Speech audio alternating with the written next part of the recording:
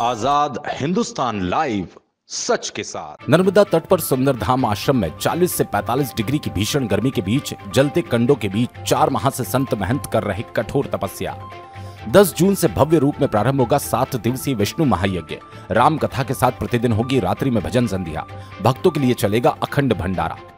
बड़वाहा निमाड़ की भीषण गर्मी में जब तापमान 40 डिग्री के ऊपर है, तब लोगों का घर के अंदर सुकून से बैठना भी मुश्किल होता है। ऐसे समय में संतों की कठोर तपस्या की ये तस्वीर आपको हैरान कर सकती है। बड़वाहा के निकट नावघाट खेड़ी स्थित मां नर्मदा के उत्तर तट पर सुंदरधाम आश्रम में संतों की कोट खप्पर धूनी तपस्या चल रही है। श्री श्री 108 नारायण दास जी महाराज ने बताया कि कोट खप्पर तपस्या बसंत पंचमी से प्रारंभ होकर गंगा दशहरे तक चौमासा चलती है, जिसमें प्रतिदिन तपती धूप के बीच दोपहर 12 से 3 बजे तक बालक दास जी महाराज सहित उनके सानिध्य में कई संत अलग अलग जलते कंडों पर घेरा बनाकर बीच में बैठकर अपने सिर पर जलता हुआ खप्पर रखकर जप तप करते हुए ईश्वर की साधना करते हैं। सुंदरधाम आश्रम डेहरिया में यह परंपरा ब्रह्मलीन संत सुंदरदास जी महाराज के समय से चली आ रही है। स्वयं ब्रह्मलीन संत सुंदरदास जी महाराज ने तप किया था। वर्तमान में गादीपति महंत बालकदास जी महाराज द्वारा कठोर कोट खप्पर तप किया जा रहा है। ये तप बसंत पंचमी से प्रारंभ होकर गंगा दशमी तक 4 माह तक चलता है। पश्चात गंगा दशहरे पर विष्णु महायज्ञ की पूर्ण आहुति के साथ इसका समापन होता है। तप का उद्देश्य विश्व में सुख शांति। इस वर्ष भी 10 जून से 16 जून तक विश्व शांति हेतु विष्णु महायज्ञ प्रातः 8 बजे से दोपहर 3 बजे तक किया जाएगा। मां नर्मदा जी का अभिषेक एवं पूजन प्रतिदिन प्रातः 5 बजे से 8 बजे तक किया जाएगा। साथ ही सायंकाल 7 बजे नर्मदा जी की प्रतिदिन महाआरती होगी। 7 दिवसीय संगीतमय श्री राम कथा भी आश्रम में ही सुसज्जित पंडाल में दोपहर 3 बजे से 6 बजे तक कथावाचक पंडित श्री श्याम जी मनावत द्वारा की जाएगी। 7 दिवसीय आयोजन में रात्रि में होगी भजन संध्या।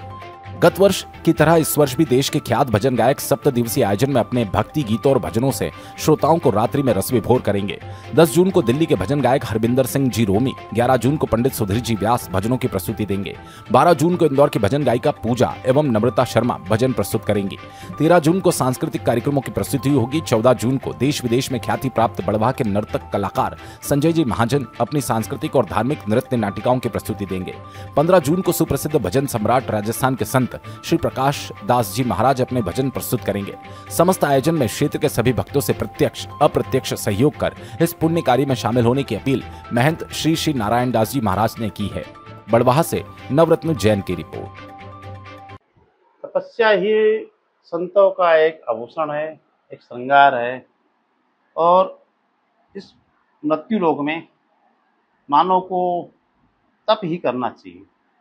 तप की परंपरा आदि अनादि से चली आ रही है।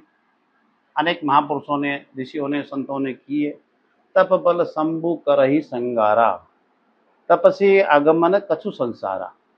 तपस्या भगवान श्री राम जी करते हैं, तपस्या शेषनाग करते हैं, और तपस्या संत महात्मा करते हैं। वही परंपरा को निभाते हुए हमारे गुरुदेव भगवान श्री पूज्य श्री सुंदरदास जी महाराज और गुरुदेव महाराज श्री बालकदास जी महाराज, उनकी परंपरा में यहाँ पर सुंदरधाम आश्रम में 76वां विष्णु महायज्ञ होने जा रहा है। और ये 76वां विष्णु महायज्ञ चतुर्मास में 4 वर्ष तपस्या करते हैं। उसके पर्यंत ही यहाँ पर धुनी तप का पूर्णावती विसर्जन यज्ञ से होता है। और इसमें भी यज्ञ के निमित्त ही यहाँ सभी भारत के सभी संत महात्मा आके धुनी तपते हैं। पंच धुनी, सप्त धुनी, द्वादश, कोट खप्पर, 84 ये धुनी का तप होता है। धुनी की तपस्या हमारे संतों की 3 प्रकार की होती है, अग्नि, जल और मेघडंबर। तो बसंत पंचमी से गंगा दशमी तक अग्नि तप होता है। जनवरी फरवरी में जल तप होता है। जल में सुबह 3 बजे से 7 बजे तक जल में रहने का एक तपस्या होती है, भगवान का ध्यान करते हैं। और एक मेघडंबर होता है जो बारिश के अंदर, श्रावण भादव के अंदर खुले में रह करके भगवान का चिंतन रात्रि में किया जाता है। तो ये तपस्या ही हमारे संतों का एक साधन है, और वही साधन से संतों का सम्मान बना हुआ है। तो तपस्या करना हर जीव मात्र को करना चाहिए। आज उससे विश्व की कल्याण होता है, विश्व का कल्याण के मानव का कल्याण होता है, जीव मात्र की रक्षा होती है। और ये तप तो जीव मात्र को करते आना चाहिए। तो तपस्या ही हमारा सबको एक साधन है। और यज्ञ में ही मानव मात्र को यज्ञ ही एक सर्वश्रेष्ठ साधन है। जन्म से मृत्यु तक का साधन यज्ञ होता है। जन्म लेता है तब 16 संस्कार यज्ञ से प्रारंभ होता है, और मृत्यु के उपरांत भी यज्ञ से ही उसके समापन होता है। यज्ञ कर्म सर्वश्रेष्ठ साधन है। संतों का परोपकाराय पुण्याय पापाय परपीड़नम, परोपकार से बढ़ के कोई कर्म नहीं है और पाप से बढ़ के कोई अपराध नहीं है। तो संतों का कर्म परोपकार का है। ऐसे यज्ञ करते रहे हैं और करते रहेंगे। यज्ञ के समापन पर यहाँ 7 दिवस राम कथा, अखंड भंडारा, अन्न क्षेत्र, साधु संतों का, भक्तजनों का अखंड भंडारा चलेगा। उसके उपरांत ही राम कथा का आयोजन होगा। यज्ञ में 11 ब्राह्मण द्वारा आहुति दी जाएगी। उसके उपरांत ही भजन संध्या, अनेक कलाकारों से सांस्कृतिक कार्यक्रम होंगे। माँ नर्मदा जी के अभिषेक पूजन और महाआरती होगी।